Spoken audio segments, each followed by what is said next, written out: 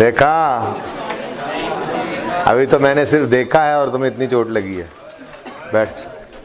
अच्छा जी, कल वाले लेक्चर नोट्स ओपन कर लें। कल वाला क्वेश्चन करेंगे और उसके अंदर बहुत इंपॉर्टेंट 3 कॉन्सेप्ट्स आएंगे, ठीक है। पहले 2 कॉन्सेप्ट्स तो सवाल के अंदर डिस्कस करते हुए समझा भी दूंगा, प्लीज। नहीं, 7 इस पे नहीं होने, आप पीछे चले जाए। हाँ, ये दूसरी पे हो जाए।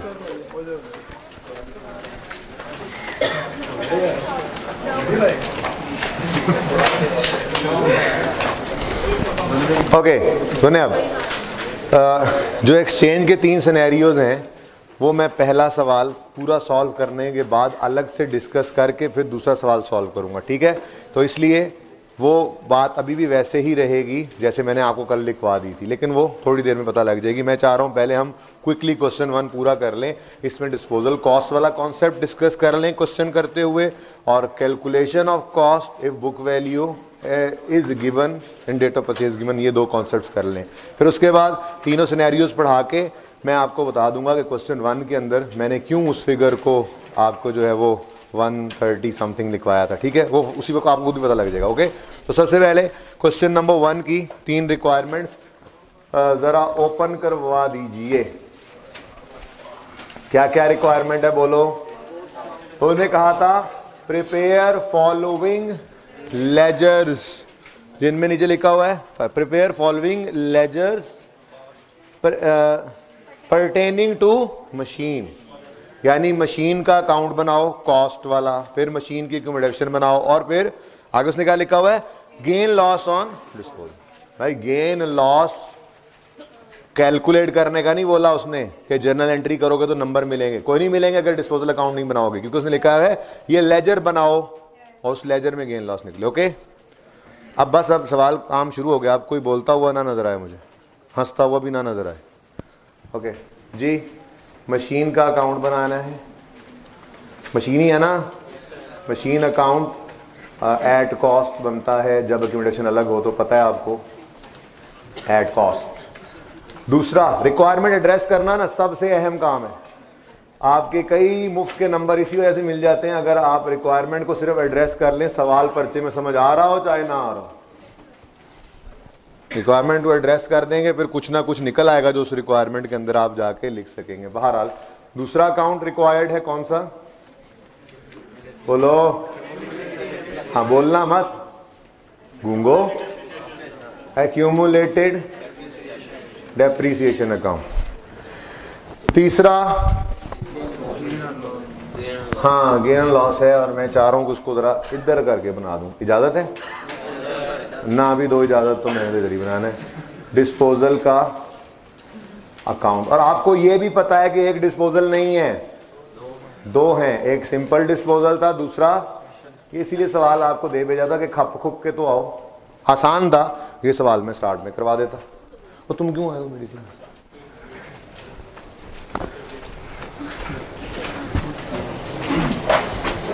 तो मुझे इतनी तारें ना लगी होती फिर मैं तुम्हें देखता। ओके, रिक्वायरमेंट का नंबर भी लिखवा दें। नंबर ए ते ओ, अच्छा बी बा C.1 सी कर दो C.1। ओके, नाउ स्टार्ट करते हैं पॉइंट नंबर 1 से। पॉइंट 1 में क्या है, balance of cost and accumulation. हाँ जी, ओपनिंग गिवन है। यकम जनवरी 17 पे मखाइन का ओपनिंग है 800 और एक्यूमुलेशन का ओपनिंग है 303, ठीक है जी। हाँ 1000 में नहीं करना, फुल फिगर लिखेंगे। यकम बोलो तो, ओपनिंग डेट तो बोल दो। यकम जनवरी 17 ओपनिंग है 8 लाख। यकम जनवरी 17 ओपनिंग है 3,33,000। ये नंबर मिल गए, सवाल से उठा के लिखा, ये नंबर मिल गए। आगे बढ़े। आगे क्या है जी, नंबर एडजस्टमेंट नंबर 2 ठहर जाए, मुझे लबने दें मेरे लेक्चर नोट्स। कोई दे दे मुझे लेक्चर नोट्स। के लिए। जज़ाकल्लाह हाजी साहब, क्या बात है आपकी। Number 2, a machine acquired on 1 January having a net book value of 31,935 on 1 January 17, on 1 जनवरी 17। एक हैंड आउट दे दें सर, ठीक है। ऑन, ये हैंड आउट देख तो ले आए ना, ये वाले हैंड आउट्स लेक्चर 10 के पढ़े आपके पास? हाँ तो ले आओ, दे दो ना भाई। इसकी कॉपी करा लें, 2 कॉपीज़ करा लें, 2 कॉपीज़ करवा लें जल्दी से। अच्छा जी, आ मशीन एक्वायर्ड ऑन 1 जनवरी 14, ये तो पुरानी बात है, हमारे साल से पहले। Having net book value of 31, net book value given है 31,935 ऑन 1 जनवरी 17, हमारे साल के पहले दिन की, ठीक है। वॉज बिक गई, वॉज सोल्ड फॉर 34,000, ये क्या है? सेल प्रोसीड, जो कैश आया, ओके, ऑन 30 अप्रैल 17, हमारे साल में। अगली बात को एंड पे ही करते हैं, वो जैसे मैंने आपको बता दिया था, होना वही है, लेकिन एग्जाम्पल से समझाऊंगा। फिलहाल अज्यूम करें कि कॉस्ट ऑफ डिस्पोजल नहीं गिवन, ओके, अज्यूम करें cost of disposal is not given. उसके अलावा सिंपल डिस्पोजल है, ठीक है। तो सिंपल डिस्पोजल की एंट्री वो हमने स्टेप्स किए हुए थे, स्टेप्स वो ही परफॉर्म करते हैं। स्टेप 1 बोलिए, we will credit the asset account with cost of asset disposed of किस दिन? 30/4/17। इधर देखो, यहां से जो क्रेडिट करेंगे उसको डेबिट कहां करते हैं वैसे? ओके, ले जी, वो तो इतना आसान सवाल था। यहां पे हमने लिख दिया 31,935, 31। अब क्या मुसीबत पड़ गई? ला दो, एक एंड पे दे दो, ठीक है, जज़ाकल्लाह भाई। अब क्या मुसीबत पड़ गई आप लोगों को? 31,935 को एनसर्कल करो, करो, डिब्बा लगाओ, इस पे डिब्बा लगाओ और फैंटी लगाओ, से पूछो कौन हो तुम, आवाज आएगी, बुक वैल्यू। अच्छा, बस ठीक है, बस ठीक है। अब आपको स्टेप 1 में लिखवाया था we will credit the asset account with cost of asset disposed of.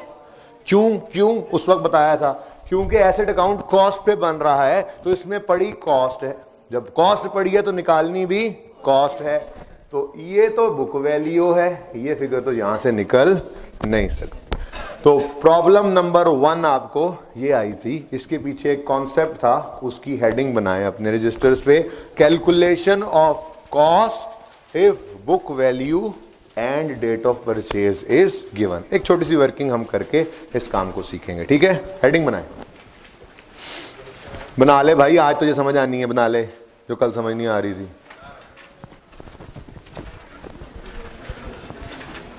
Calculation of cost if book value and date of purchase is given. दोनों वेरिएंस चल रहे हैं, ओके।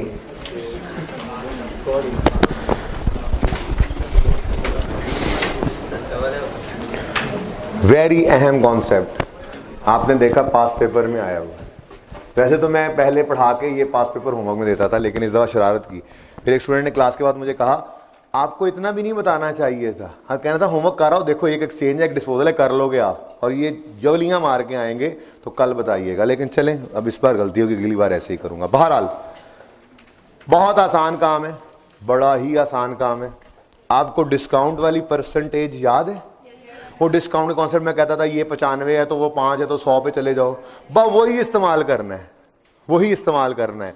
सवाल में जो गिवन है वो क्या है? 1 जनवरी 17 की बुक वैल्यू।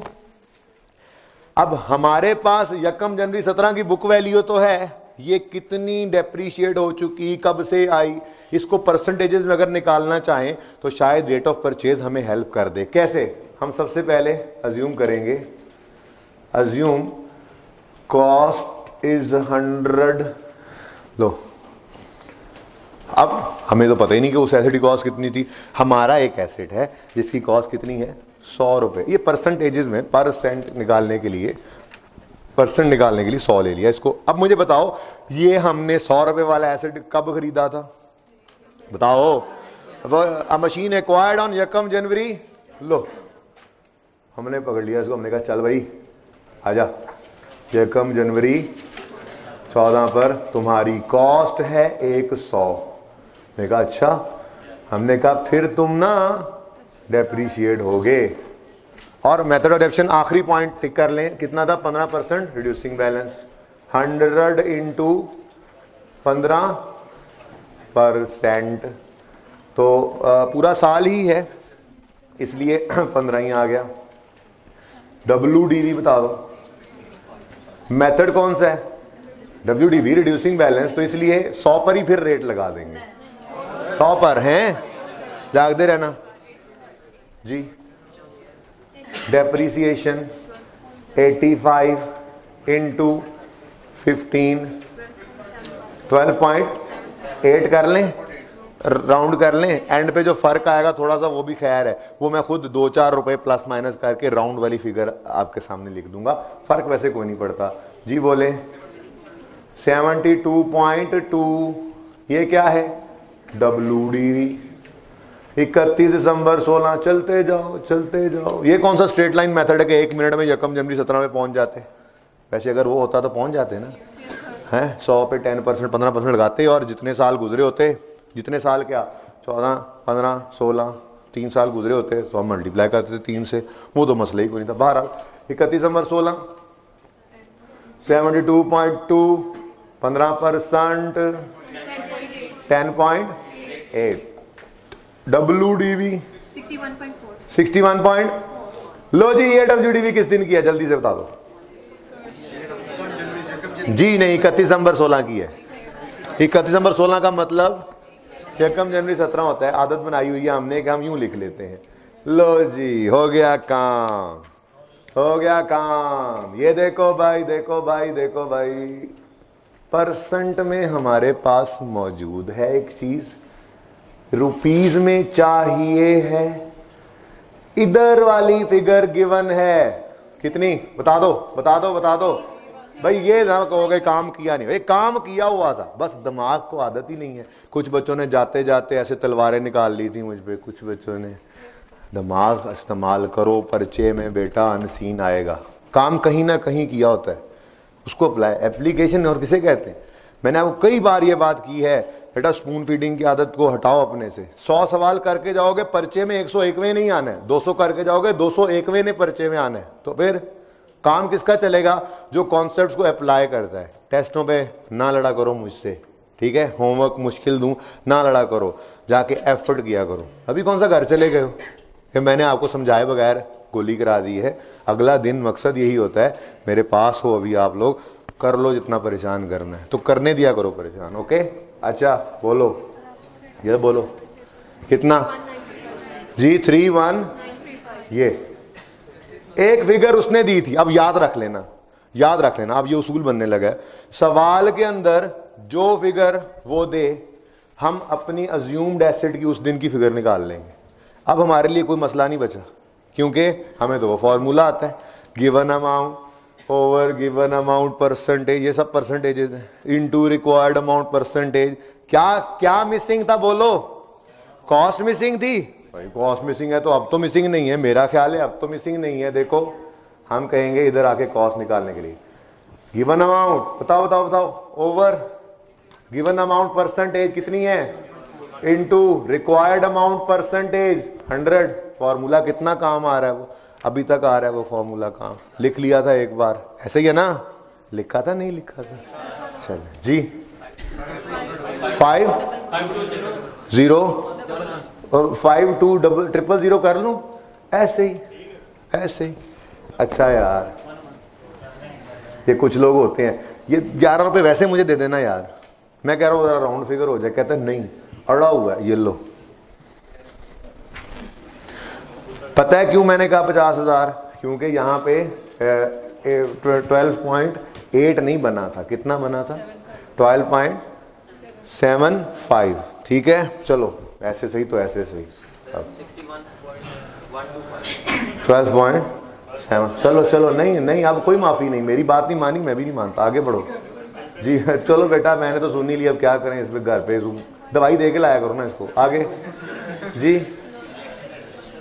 जल्दी जल्दी जल्दी, अब बैलेंस निकालो। अब 10.8375 लिखो लिखो, यहाँ पे आंसर बताओ, जल्दी करो। ये सबको इसने मुसीबत में डाला है, और जुम्मा भी था आज, दूसरा कॉन्सेप्ट ना हुआ इसका कसूर होगा। बोलो, किसने बात नहीं मानी मेरी? 4125। चलो अब इधर लिखो 61.4125 इंटू 100, आंसर बताओ। हाँ, अब ये पॉइंट के पीछे भी लड़ता रहा पुत्र, ठीक है। मैंने कहा था मान लो तो मान लो। बहरहाल बात समझ आ गई है जी। परसेंटेज मैंने राउंड किया था, कहा था एंड पे 3 4 5 रुपए ऊपर नीचे होंगे, मैं कर लूंगा, नहीं इसने करने दी। ये है वो। अच्छा अब इधर देखें, 52,000 निकल आया। स्टेप 1 तो हमारा हो जाएगा। इसको ना चलो, ये आज वर्किंग 1 होगी हमारी। अब नंबर आ गया उसका, वर्किंग आंसर 52,000, वर्किंग 1, ठीक है। हाजी साहब, we will credit the asset account हमेशा विद कॉस्ट ही, चाहे गिवन हो चाहे ना हो, नहीं होगी तो हम काट लेंगे। ओके जी। Step 1 we will credit the asset account with cost of asset disposed of. Step 2 जल्दी बोलो जल्दी बोलो जल्दी बोलो। We will debit the accumulated depreciation account with accumulated, और रेपिटेशन है, जल्दी करो। अब क्या करें? ओहो, अब यहां से शुरू करते हैं और यहां तक ले आते हैं। कोई जरूरत नहीं है, कोई जरूरत नहीं है। एक्यूमुलेशन का फॉर्मूला बताया हुआ है, कॉस्ट गिवन WDV। एक स्टेप आगे आना है, बस डेट ऑफ डिस्पोजल तक लाना है, ले आओ, एक्यूमुलेशन निकल आएगी, ठीक है ना। यहां से नहीं निकालने की इन दोनों के डिफरेंस है। क्यों? क्योंकि डेट ऑफ डिस्पोजल तक कभी ये पहुंचा नहीं है। अच्छा, वैसे आपका होमवर्क है, घर पे आप 52 से 31 तक पहुंच के दिखाइएगा, पहुंच जाएंगे इंशाल्लाह। हर साल की डेप्रिसिएशन WDV पे अप्लाई करते करते यही आंसर आएगा कि मेरे इस तीर कमान का मतलब ये है कि आपने कमांड नहीं है, आपने इसको घर पे जाके चेक कर लेना कि वाकई ये फिगर सही निकली है, सही है। ये कैलकुलेशन कितने बच्चों को समझ नहीं आई? समझ नहीं आई तुम्हें? कितनी देर में आए हो? तो फिर बेटा जाले दरवाजा खोलो यार, होने वाले। चल जा पुत्र चल, तुम्हें हक पहुंचता है हाथ खड़ा करने का? अच्छा चलो ठीक है जी। स्टूडेंट, हाँ निकल आएगी, लेकिन ये समझ आ रहा है ना? हाँ ये समझ आ रहा है ना? ये भी सही है। अगर 52,000 किसी और से निकाल लो, फिलहाल सबको ये सीखने दो। हाँ भाई, सवाल है कोई? हाथ नीचे कर भी। ओके जी। स्टेप 2 के लिए 30/4 पे पहुंच जाओ। 30/4 17 डेप्रीसिएशन। अब क्यों मैं परसेंटेज में निकालूं, बस मतलब पूरा हो गया। अब फिगर पे आओ। 31,935 का 15%, लेकिन 4/12 जी 1596 1597 जी। WDV बताएं, ठीक है जी।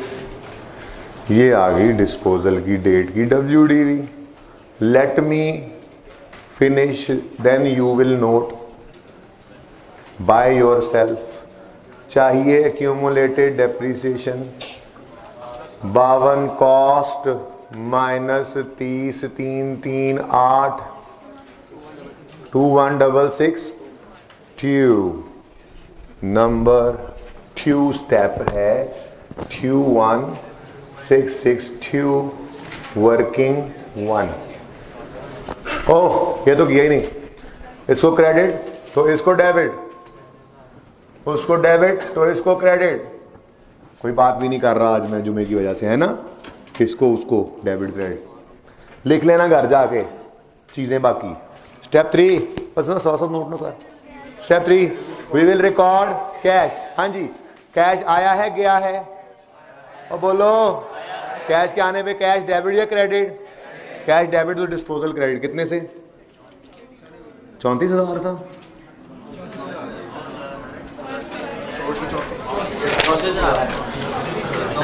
जी 34 ही लिखो ना, पहले लिख लो, बाद में बता देता हूँ। 34,000 कैश आ गया, ठीक है। ये step 3। Step 4 balancing figure will be gain और लॉस, ठीक है। अब क्या गेन लॉस आ रहा है इस वक्त वो डिस्पोजल का कॉन्सेप्ट देता हूँ, डिस्पोजल कॉस्ट का, फिर ही अप्लाई करेंगे ना, फिलहाल तो वो है नहीं। बोलो बोलो बोलो बोलो। 3,666, ये क्या है? लॉस। ये क्या है? लॉस। ओके चले, फिलहाल अभी एडजस्टमेंट पूरी नहीं हुई, ठीक है जी। ये बात समझ आ गई है जी। ये नया कॉन्सेप्ट हमने आज सीखा है, कैलकुलेशन ऑफ कॉस्ट। देखें, अगर एसेट अकाउंट कॉस्ट पे बन रहा है तो एसेट अकाउंट में से क्रेडिट भी कॉस्ट नहीं होना है, तो फिर कॉस्ट गिवन है तो बिस्मिल्लाह, नहीं है तो जैसे भी निकालेंगे। लेकिन एक बात याद रखना, अगर कॉस्ट मिसिंग हो, बुक वैल्यू गिवन हो और उससे कॉस्ट निकालनी हो, तो एक चीज का और भी साथ होना जरूरी है। वो क्या है? Date of. क्योंकि अगर डेट ऑफ परचेज ना होती तो आप कैसे इसको अज्यूम करके यहां तक लेके आते? भाई सही है ना? कितने बच्चों को समझ नहीं आई इस कैलकुलेशन की, आप बोलें तुम्हारे अलावा? अच्छा, उस तरफ आ रहा है, चलो अच्छी बात है। मैंने कहा था ना कि अभी वो एडजस्टमेंट ना बताओ, बस मुझे बैलेंस बताओ। कितना? 366 प्रॉफिट एंड लॉस में। ये तो गेन हो गया आज, बाद में देखते हैं जी। 5,000 मैंने अभी इग्नोर किया हुआ। ओके, क्लियर है ये बात? चलें ओके जी, इसको नोट करें जल्दी से, नोट करें जल्दी से। मैं जरा उस बच्चे को समझाऊं जो लेट आया। ये मैं अगर लग जाऊं ऐसे करके, ऐसे करके, और बैठ जाए यार। वर्किंग नोट की है? अच्छा, उधर देखो सवाल के अंदर क्या गिवन है। सवाल घर पे किया था? नहीं, सही एक्सीडेंट हो गया। कल तो एक्सीडेंट होया तो फिर आज तो टाइम पे आना सी। कपड़े प्रेस करते जुम्मा था। कल क्लास ली थी? इधर से खैरियत से गए थे जी, वो बाइक गलती मेरी थी, स्लिप हो गया। देखो, ये सवाल में हमने पॉइंट 2 के अंदर डिस्पोजल को क्रेडिट करना था, ठीक है। की हो गया है? पॉइंट 2 में डिस्पोजल है, हमें पता है डिस्पोजल स्टेप 1 क्या है। डिस्पोजल अकाउंट क्या करना है? क्रेडिट करते हैं हम एसेट की, जाने वाले एसेट की।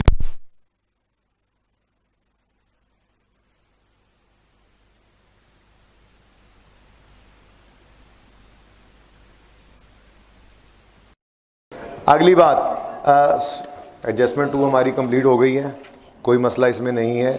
एक छोटी सी बात है डिस्पोजल कॉस्ट की, ठीक है। अब वो देख लें। मैं वैसे ही आपके सामने एक अजम्पशन ले रहा हूँ, एक अजम्पशन है, अज्यूम्ड डाटा है। मिसाल के तौर पे आपने एक एसेट को बेचा है, ये मसला हो रहा है इसमें। मिसाल के तौर पे आपने एक एसेट बेचा है, वो एसेट आपने ख़रीदा था 50 रुपए का, ठीक है, और वो आज तक डेप्रीशिएट हो चुका था 20 रुपए। अब ये एसेट जब आप बेचने गए तो आपको कैश मिल गया लेट्स से 40 रुपए। बात समझिएगा, आपके पास एसेट जो है उसकी वैल्यू कितनी है? 30। नेट बुक वैल्यू आपकी किताबों के हिसाब से उसकी कितनी वैल्यू है? 30 वाला एसेट आपको कितने पैसे दे गया? तो आपको क्या क्या आना चाहिए? गेन आना चाहिए। कितना? इसी तरफ ही आ रहा है, profit and loss account. Profit and loss account में आप बैलेंसिंग फिगर फेंका करते हैं, ठीक है जी। तो आपके पास जो प्रॉफिट एंड लॉस अकाउंट होगा उसमें इस तरह से सेल से कहानी चली होगी, आप लिखा करते थे, चलो यहाँ लिख ही लेते हैं, sale less cost of sale, उसमें कहानी, फिर जीपी के बाद ऐड अदर इनकम, और उसके बाद लेस किया करते थे आप एक्सपेंसेस सारे जान के, ठीक है। अब आपकी अदर इनकम है, ये सेल्स में नहीं आया करता, गेन ऑन डिस्पोजल। वजह है, जब बारी आएगी फाइनल अकाउंट की तो थोड़ा सा बता दूंगा उस वक्त। ये जाना कहाँ है? अदर इनकम में। यहाँ पे जाके आपने लिख लिया गेन ऑन डिस्पोजल कितना? 10 रुपये। ठीक हो गया। अच्छा, अगली बात, मिसाल के तौर पे ये एक एसी था, ये एक एसी था जो आपने 50 का खरीदा था और आज 40 का बिक गया, कुछ अर्सा इस्तेमाल भी किया था। ठीक है, अब ये एसी आपने बेचा है जाके, ठोकर तो 40 का बिका है। असल में कहानी ये थी कि ये एसी यहां पर 30 रुपए का बिक रहा था बरकत मार्केट में। किसी ने आपसे कहा कि अगर यही एसी ठोकर ले जाकर बेचोगे ना तो ये ज्यादा पैसे दे जाएगा। हमने कहा ठीक है, मसला क्या है, ये तो ठोकर है, पर फर्क क्या पड़ जाएगा, ठोकर लेकर जाना पड़ेगा। ठीक है, तो ठोकर लेकर जाने पर 2000 रुपए पिकअप वाले को देने पड़ गए। बात समझी है? तो पिकअप वाले को 2000 रुपए देने पड़े तो फिर 1 मिनट के लिए मैं कहता हूं ये एक्सपेंस है ना, बोलो ये क्या है? एक्सपेंस है। इसका नाम क्या होगा?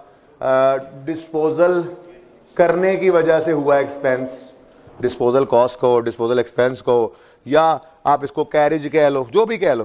ठीक है, फिलहाल तो मुझे ये बताओ 2 रुपए की एंट्री एक्सपेंस डेबिट और कैश क्रेडिट होगी। ठीक है, अब आपके पास एक्सपेंसेस के अंदर लेट्स से आपकी थी इस साल में 100 रुपए की sales, let's say cost of sale आपकी आई थी 50 रुपए, लेट्स से आपका जीपी था 50। ठीक है, सही हो गया। अब यार ये इस क्लास से पहले काइंडली कर दिया करें, मैंने काफ़ी दफ़ा ये बात की है, चेंज लाजमी कर दिया करें। ओके, इधर देखें आप आपका प्रॉफिट 50 का जीपी था, ये और 10 ऐड होकर 60 बनने लगा था कि आपको पता लगा ओहो आपके तो डिस्पोजल पर भी एक एक्सपेंस आया हुआ है। वो कितना है? एक्सपेंस तो माइनस होगा और आपका नेट प्रॉफिट कितना बनेगा? 8। ठीक है जी। अब ये तो है दरअसल ट्रीटमेंट, यही ट्रीटमेंट आपको नजर आएगा आई कैप की किताब में भी। ठीक है, ठीक है। अच्छा, अब हम इसका एक शॉर्टकट ढूंढ लेंगे, काम भी हमारा हो जाए। हम क्या करेंगे, जरा गौर से सोच के मुझे बताएं, आपको ये जो 40 रुपए मिले हैं, आपको ये 40 मिले हैं, आपको तो यूं सोचना चाहिए कि नेट में तो मुझे 38 ही मिले ना, 40 मेरे जेब में नहीं आया, 40 मिला था लेकिन 2 तो पिकअप वाले को दे दिए, तो नेट में मुझे मिले ही कितने? अब जरा असरात देखना और आंसर पे फर्क देखना। ठीक है, मैं कहता हूं ये वाली एंट्री मत करना, परेशान करती है, टाइम भी जाया करती है। आप ये देखो डिस्पोजल के करके 40 मिले तो डिस्पोजल की कॉस्ट कितनी थी? 2 रुपए पिकअप वाले को दिए, तो आपको नेट में मिला क्या है? क्या मिला है? 38। दुआ ही नहीं 30। आपने कहा जी 40 नहीं मुझे मिले, बल्कि मुझे 40 - 2 कितने? ओहो, ये कितना था? 20 था। अच्छा जी, इधर देखो, मैं कहता हूं जी मुझे ये नहीं मिला बल्कि मुझे 38 मिला है। अब जहां पर जब मैंने 38 लिखा तो बैलेंस पे क्या फर्क पड़ा? ये नेट हो गया, हो गया नेट, हो गया नेट। क्या मतलब? यहां पे भी तो यही था, हम कह रहे थे 10 की इनकम है और फिर कह रहे थे 2 का एक्सपेंस है।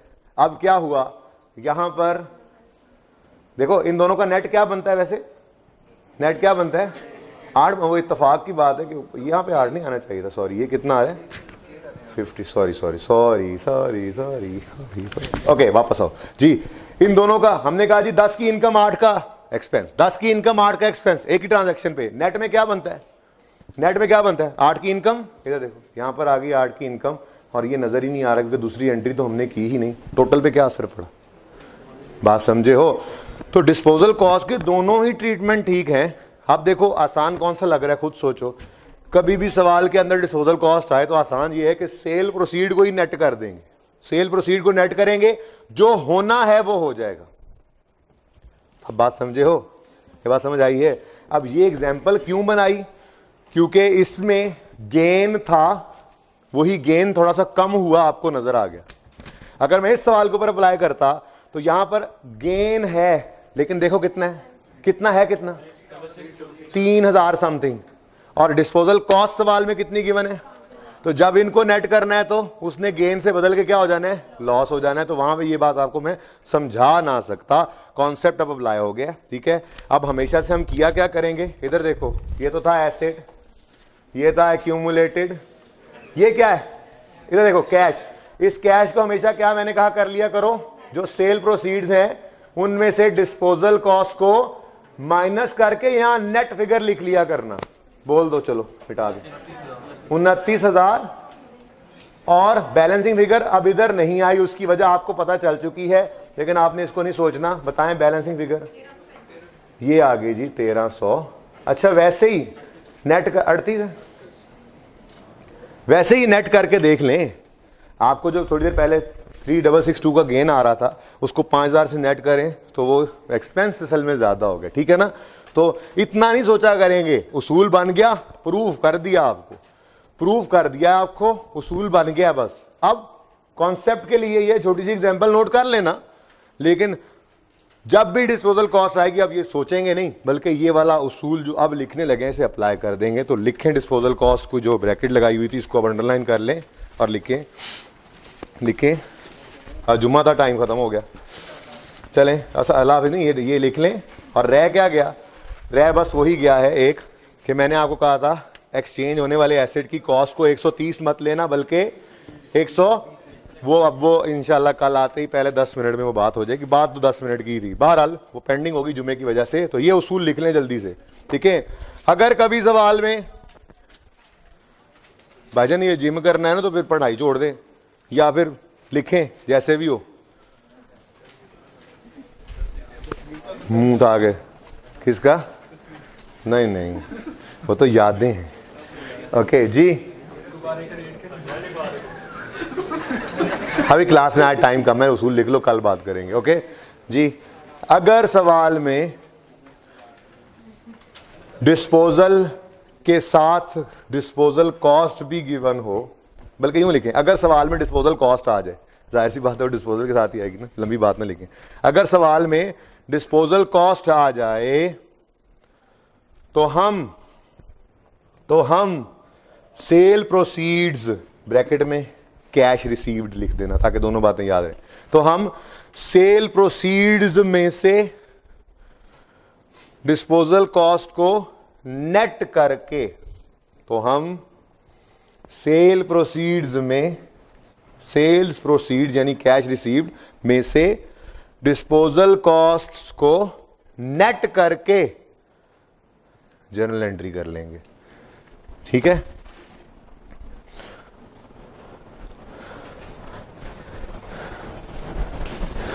ये उसूल लिख लिया। अब उसके नीचे ये छोटी सी एग्जांपल आपने बनानी है। 40 लिखा हुआ नजर आ रहा हो, ये ना हो गंद मार, 40 लिखा हुआ एक लाइन से काट के यहां 40 माइनस 2 करके 38 कर देना, यहां पर 8 कर देना और इस एंट्री को काट देना, ठीक है। ये बनाने की कोई खास जरूरत नहीं, मेरे ख्याल से ये सिर्फ आपको समझाने के लिए था, ठीक है। तो हमने क्या उसूल बना लिया, जब कभी डिस्पोजल कॉस्ट आएगी सेल प्रोसीड को ही नेट कर देंगे, तो जान छूटी, डबल एंट्री करने की जरूरत नहीं, दो दफा, आंसर तो सेम ही आना है, ठीक है। तो डिस्पोजल कॉस्ट को हम नेट कर दिया करेंगे, ठीक है। अब रहेगी बात एक, तो जुमे की वजह से ये बात नहीं हो सकती, 3 सिनेरियोस, इनफैक्ट 4 हैं, वो पढ़ाऊंगा इंशाल्लाह आपको कल, पहले 10 मिनट में बात हो जाएगी, ये सवाल भी डिस्कस हो जाएगा और दूसरा भी। और अगली बात कल होपफुली मैं पास पेपर के कोई हिस्से भी हैवी सवाल की तरफ चला जाऊंगा, या शायद एसेट अकाउंट बुक वैल्यू बनाना सिखा दूं, इसलिए टाइम पे आइएगा कल, क्योंकि एक कॉन्सेप्ट आज भी रह गया है, जिस वजह से ये क्वेश्चन नंबर 2 भी मैं आज भी होमवर्क में नहीं दे सकता। लेकिन एक कोशिश 2 को खुद से कीजिएगा और देखिएगा कि ये क्या है, हमने जो सोचा है ये क्या है, और कल सर जो बताएंगे वो क्या है। ओके, अल्लाह हाफिज।